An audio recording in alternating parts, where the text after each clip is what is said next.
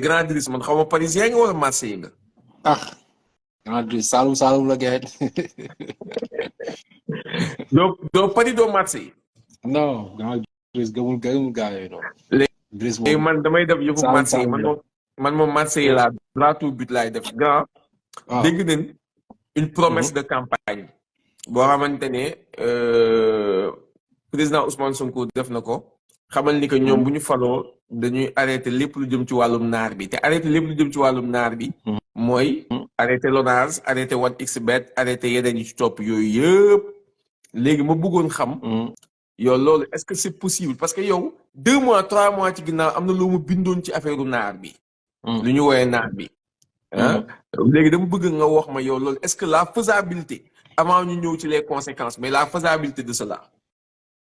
bon waaw d'abord di ziar ñëpp di sant yàlla si ñu jéggi benn étape bu importante si suñu demenu réew suñu demenu askan xam nga ak nit ki fu mu mënti nekk rek am na loo xam ne yaa ngi ko si doon yëg. d'abord damay revenir si promesse de campagne bi en réalité discours bi waaye dane est-ce que bëgg ngeen arrêter naar bi booy ne waaw booy la doon waxal moo leen fal leen ma donc waaw je pense plus que il parlait de joxaat ndaw yi liggéey xëy ba duñ ko yaakaar ci naar bi pour mun a am lu ñu fay fayeeku parce que j'ai bien écouté la déclaration du président Bassirou Diomaye Faye donc l'idée c'est peut-être pas de arrêter naar bi au Sénégal de l'interdire et tout ça bëgguma ñu def glissement côté boobu noonu parce que y a beaucoup d'enjeux par rapport à sa personnalité par rapport à certaines choses mais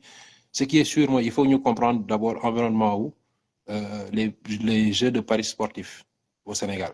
dañ daan gis sax ay nit bu ñu daan carte xaalis ci mbedd bi dañ daan ñëw di leen di jàpp kenn xamul woon la moo tax ñu leen doon jàpp à l'époque parce que y avait un monopole de la Lonase rek moo amoon habilitation wu organiser des jeux de hasard keneen amu ko woon donc tu pouvais pas le faire dans l'illégalité tu pouvais pas le faire autrement que du fi Lonase bàyyi woon mooy ay courses wala mu amoon jeux yi ñu daan gratter à l'époque ba ñuy gën a nekk xale doon xoos amoon ay kiosques yu ñu ko doon jaay ay points de distribution ak yooyu noonu ñu dem nag àdduna di dox d'abord ça a démarré par exemple les bookmakers français en ligne bookmakers français yi bon à l'époque da nga doon dem ci benn site internet boobu àgguñu woon ci application yi da ngay dem ci benn site internet créer fa benn compte dugal say données personnelles et puis tes données bancaires commencer jouer tu pouvais le faire au Sénégal à l'époque alors que jamono jooju noonu le jeu de hasard était un secteur monopolistique Lonase rek moo amoon droit organiser ko mais internet dafa détruire barrières yi ñu dem ba benn jamono boo xam ne effet boobu noonu commencé na gën di wàññeeku boo xam ne ouverture marché bi dafa nekkoon un besoin ndax li xewoon infrastructure yu bees yi application yi l'arrivée du téléphone portable les smartphones faut savoir que l'Afrique a un taux de pénétration du mobile le plus fort au monde à hauteur de 73% et ça c'est des données de 2012 à l'époque yi may wax ni donc ak ñàkk gi am suñu réew yi c'était un terreau prospère faut savoir que bookmaker bu mel ni 1xBet par exemple c'est un bookmaker russe boo xam ne par exemple en France tu peux pas jouer avec 1xBet fii nii France boo nekkee fii nii mënoo utiliser 1xBet parce que dafa am ay restrictions yu Argel teg Argel c'est l'autorité de régulation des jeux en ligne en France autorité boobu noonu dafa am ay mission yu bëri mission bi si njëkk bi muy njëkk a xeex mooy addiction au jeu addiction yoo xam ne day yàq et d'ailleurs instant bii nii ñuy wax il y a une grande polémique autour des jeux de hasard benn joueur bu ñuy wax Sandro Tonali mu ngi nekk Newcastle boo xam ne d'abord bu mu nekkee Italie dafa amul ay problème parce que dafa joué woon lu bëri moom en étant acteur te loolu c'est interdit ba pare moom mu joué maa ngi gis sunu bet ba ñu sponsoriser benn événement si d'ailleurs c'est la defee woon remarque bi ñu sponsoriser benn événement ñu ne léegi mën neen jouer si ban mbër mooy daan et ça je pense que c'est un glissement très dangereux parce que bu fekkee ne par exemple dañ ne léegi lamb ji mën neen ko def naar bi que man ak yow ñu am suñu xaalis dem dugg si bookmaker bu mu mënti doon ñu jouer mais lan mooy interdire mbër bi mu parier sur sa propre défaite par exemple jël benn 10 millions parier sur sa propre défaite wala justement li ñuy woowee les jeux truqués c'est-à-dire day am ay match yoo xam ne dañ ñaan match bi dañ ko jënd mu am benn bookmaker boo xam ne day rendre compte que ne match bi nii dañ ko jaay xam nga j'ai oublié le terme mais day arrivé day arrivé souvent si yenn ligue yeeg yenn affaire yu demee noonu nga xam ne da ngay gis benn match boo xam ne ku waroon a gagné day perte quoi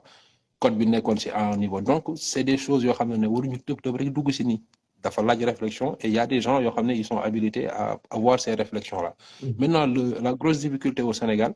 c'est toujours un secteur monopolistique détenu par la LONASE dans un environnement concurrentiel lu doy waar daal nekk di wax mooy que c'est juste impossible lu nekk di xew Sénégal nii moo tax amul une vraie régulation des jeux parce que un secteur monopolistique amul besoin de régulation mais un secteur ouvert concurrentiel day am benn autorité de régulation. C'est le cas par exemple si médias yi, c'est le cas par exemple dans les télécoms où tu as l'ARCEP maintenant qui était l'ancienne ARTP, autorité de régulation des télécoms et postes. Moo changé léegi def ARCEP ko dañuy toppandoo tubaab bi tout le temps mais aujourd'hui on n'a pas d'ARGEL, c'est-à-dire une autorité de régulation des jeux en ligne. L'ARGEL ici en France a une mission d'abord de combattre l'addiction aux jeux. Léegi jamono ji fi ñu toll nii gis nañ glissement boobu noonu am gis nañ 1xBet mu ngi sponsorisé am nañ ay champions yoo xam ne ñoom ñooy nekk seen ambassadeur comme Kao Boy Niang. Il faut qu'on sache c'est quoi le contrat parce que c'est très lugubre l'histoire mënoo nekk acteur ñu nga am sa sponsor personnel boo xam ne day wëlbati quoi di sponsoriser beneen lamb boo xam ne yow da nga fay amaat beneen concurrent donc en matière de contrat c'est très très bizarre ce qui est en train de se passer maintenant c'est tout le modèle économique de la lutte sénégalaise qui est à revoir et ce modèle économique là aujourd'hui def na ay avancé notamment grâce au pay-per-view aujourd'hui mais je voulais juste dire une chose gis nañ fii France bërki de moo njaay leen accepté MMA di fi am et ça marche parce que modèle bi mais amul CNG c'est privé comme la lutte sénégalaise c'est juste du privé donc il faut à un moment donné qu'on se pose une question sur le statut juridique de la lutte sénégalaise que CNG jeex que ñu dem sur un modèle privé organisé par des privés après état bi lenn rek lay def te je pense que dans le programme de l'actuel du régime en place en réalité li nga doon wax sànq mooy ils ont une réflexion autour du sport en général, mais il y a aussi quelque chose que les gens ignorent. Moi, sur le plan juridique, le Sénégal n'a pas le code du sport. Le statut juridique du sportif n'existe pas au Sénégal. Mënuñu topp ñu ne lamb ji day changer alors que loolu defaruñ ko. Il y a une loi d'orientation buy daté depuis ñun avant ñuy juddu sax quoi. Donc aujourd'hui, il faudrait qu'on fasse d'abord ces pas-là pour ensuite soog a mën a am des statuts yoo xam ne mën nañ ko identifier, clarifier ko par rapport aux sportifs. Aujourd'hui, c'est quoi un sportif de haut niveau?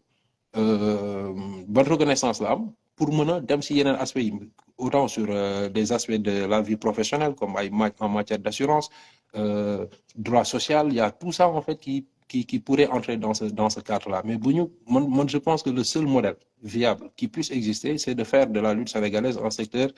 privé comme nu mu amee si MMA bi amul beneen modèle bu viable foofu noonu parce que tant que ñu ngi dugg si empiètement wu état bi rek état bi mënul gérer loo xam ne moom xaalisam newu fa en fait te xaalis bu fay dugg du delluwaat foofu noonu gis nañ daggu mbër yi par exemple bon CNG dañ lay wax ne am nañ temps après bon doo comprendre daal système boobu noonu mais difficulté bi am mooy statut yu CNG déjà même statut yu CNG normalement c'est un truc boo xam ne dañ koy renouveler toutes les années bu waroon a dem une fédération mais en réalité xamoo sax bu ñuy demee fédération nan lay mujjee en fait parce que y a la lutte olympique il y a la lutte gréco-romaine il y a la lutte sénégalaise il y a le MMA aujourd'hui MMA boo xam ne ñu ngi koy gën a téye parce que même yenn organisation yenn événement yow je pense que demoon ngeen ci benn événement boo xam ne dañ ko mujjoon a arrêté parce que voilà xamuñ préfet bi moo ko interdiroon alors que voilà amoon na benn organisation bu amoon am donc toutes ces questions là méritent une vraie réflexion par rapport au droit